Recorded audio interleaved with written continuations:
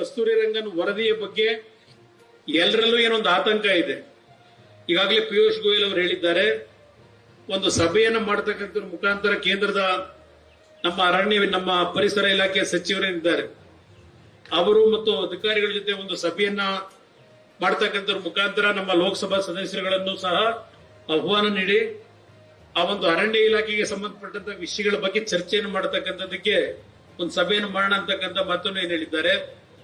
ಆನೆ ಕಾರಿಡಾರ್ ವಿಷಯದಲ್ಲಿ ಈಗಾಗಲೇ ರಾಜ್ಯ ಸರ್ಕಾರದಿಂದ ಸುಮಾರು 15,000 ಎಕರೆಯನ್ನ ಗುರುತಿಸಿ ಮತ್ತು ನಮ್ಮ ರೈತರುಗಳು ತೇಜಸ್ವಿ ಸೂರ್ಯ ಅವರು ಹೇಳಿದಂತ ರೀತಿಯಲ್ಲಿ ಈಗಾಗಲೇ ಅವರ ಸುಪರ್ದಲ್ಲಿರ್ತಕ್ಕಂಥ 3,000 ಎಕರೆ ಭೂಮಿಯನ್ನ ಬಿಟ್ಟುಕೊಡ್ಲಿಕ್ಕೆ ನಾವು ತಯಾರಾಗಿದ್ದೇವೆ.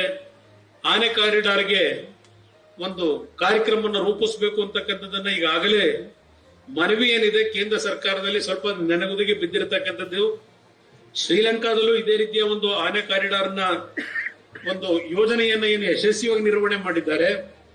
ಇದ್ರ ಬಗ್ಗೆ ಶಾಶ್ವತವಾದಂತ ಪರಿಹಾರ, ಒಂದು ಆತಂಕದಲ್ಲಿ ಬದುಕನ್ನು ನೀವು ಇಲ್ಲಿ ಮಲೆನಾಡು ಪ್ರದೇಶದಲ್ಲಿ ಮಾಡಬೇಕಾದಂತ ಅನಿವಾರ್ಯ ಪರಿಸ್ಥಿತಿಯಲ್ಲಿ ಇದ್ದೀರಿ. ನಾನು 2ನೇ ಬಾರಿ ಮುಖ್ಯಮಂತ್ರಿ ಆದಾಗ ಈ ಒಂದು ತಡೆಗೋಡೆಗಳನ್ನ ನಿರ್ಮಾಣ ಮಾಡಬೇಕು ಅಂತ ಹೇಳಿ 100 ಕೋಟಿ ಹಣವನ್ನು ಬಿಡುಗಡೆ ಮಾಡಿದ್ದೆ. ನಮ್ಮ ರೈಲ್ವೆ ಗರ್ಡರ್ಗಳ ಮುಖಾಂತರ ಒಂದು ತಡೆಗೋಡೆಗಳನ್ನ ನಿರ್ಮಾಣ ಮಾಡಬೇಕು ಅಂತ. ಅದಾದ ನಂತರ ಯಾರೋ ಅದ್ರ ಬಗ್ಗೆ ಮುಂದಿನ